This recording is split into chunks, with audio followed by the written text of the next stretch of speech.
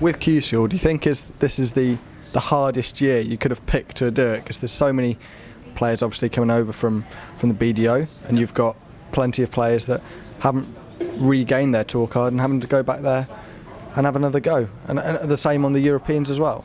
Yeah, I think it's a bit of a cliche for it to say that it's getting tougher every year, but when I look at the list, it's pretty true this year. You think about the likes of Mikuru going to Q School and some of the other ladies. You talk about some of the guys who are attending who don't have cards. Just look at Painter, Webster, Jeff Smith, who I'm going to be rooming with next week, which is going to be good for my confidence because he's just incredibly positive, and I hope that I can help Jeff too. But you're right in the respect of how difficult it is, because there are so many people who want to get their place, and there are more. The ratio is different now. More players, less spots. You feel every day. I mean, think about what Harry Ward did last year, winning the first day. I guarantee you went to sleep that night not only very tired from a long day of darts, but quite relieved that he didn't have to play for 3 straight days at Q School. I've done the 4 days before. It is knackering. But I'm mentally ready for the 4 days. If I have to go through 1, 2, 3 or 4, it's fine. But it's going to be hard either way. I just think it's a really intriguing school this year because of how many people have committed early. I'm particularly happy that Gary Robson has decided to go, because even he's told me it's long overdue and he probably should have done it years ago. I've heard that from a few BDO guys over the last 4 years covering this event. But with freedom to move and play, I think it's the right thing for Gaz to do, and for the guy that brought me into the game when I was in my late teens, it's going to be good to see him pitting his wits against the best. You mentioned Gary Robson, and the North East dart scene at the moment is booming. You saw Callum Ridds at the World Championships, obviously Ryan Joyce, Chris Dobie is one of the stars of the PDC now. There's so many good players in that area now, aren't there? Yeah, there always has been. I think I'm a bit of a North East historian when it comes to who's done well. I go back to players from the early 80s. I could rattle off so many of them. I'm not going to disrespect them by just naming a few, but there's England internationals like Dave Richardson, who a lot of people think should have been world champion. He had the talent to do so. Gary Robson, for me, has always been underrated and forgotten really that he's a World Trophy champion.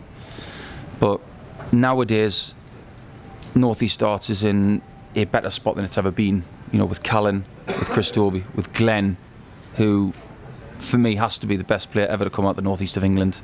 I don't think that's up for any debate. You don't win 3 of these championships and other countless championships and be a BDO number 1. But the great Phil Nicholson. Let's not forget about Phil. He's not here anymore, but he's never forgotten. And I do like to count myself in that list, somewhat in the middle. I've got my own major and my PDC ranking titles in the bank, but I'm just a kid who wanted to play darts, worked really hard at it, happened to move to Australia, was backed really well by them, repaid the debt, and I'm a Northumbrian kid who is very proud of what he's done. But the North East scene is something to be proud of. But let's not forget that other parts of England and Scotland and Wales always have their strong suits. The Midlands have got Stoke, North West got St Helens, anywhere in Kent is strong. And let's not forget about the South West as well, which has given us fabulous players like Justin Pipe, Simon Stevenson, Bob Anderson and Ryan Searle these days. Everywhere's a hotbed. Just a final question from me. Where did the decision come from to sort of drop Australia and drop representing Australia? Was that a momentary thing for you, or was that something that had been in your mind for a long time? It's been on my mind for a long time. I just think that when I made the choice to represent Australia at my first Worlds, and let's not forget that I represented them at the Tri-Nation Series and the Oceanic Test matches the year before, so that was the first time I pulled on an Australian shirt and played with the likes of Russell Stewart and Pee Wee Bottrell, who from Broken Hill, New South Wales, is one of the most underrated players you'll ever not have heard of. But over the course of time, I started listening to commentators, and they were talking about Australian darts, and they were always referring to Kyle and Simon, and I just get the feeling that excuse me, that wasn't really getting the credit I deserved for what I'd done for Australian darts. Excuse me, it's been a bit of a long 3 weeks.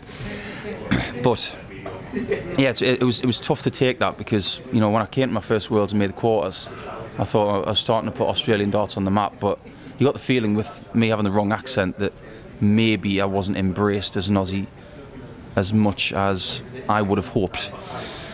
And one of the reasons that stuck in my mind was the year after Simon made the final, I went back to Australia with him and played an exhibition at the Illawarra Yacht Club in New South Wales, and nobody cheered for me. Everybody cheered for Simon, and that was a bit of an eye opener. And I thought, that's okay. I can take that because I know that the Dart Players Australia crew and everybody involved with, you know, the top of Australian darts really supported my efforts. But I was never really embraced by some people.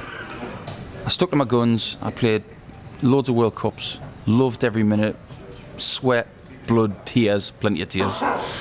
I did my best, and ultimately the one person I told first that I wasn't going to wear an Australian shirt again for was Kim Ibrecht. I haven't told anybody that out loud, but yeah, I actually had a conversation with him after our infamous game, after the last time I played for them in the World Cup, and I said that's my last game for Australia. I represented them after that on the tour, but I decided that was going to be my last World Cup, and I spoke to Kyle minutes after that and I said, it's your time to take the baton. But it was a long decision. I've got the support of Rob Denny from Dart Players Australia. There's no animosity. It's time to leave it to them. You know, you've got Damon now, who's fabulous, but I am a Northumbrian kid who would proudly represent Australia, but it's time to move on. Thank you very much, Paul, and best of luck in Q School as well. Anytime, thank you.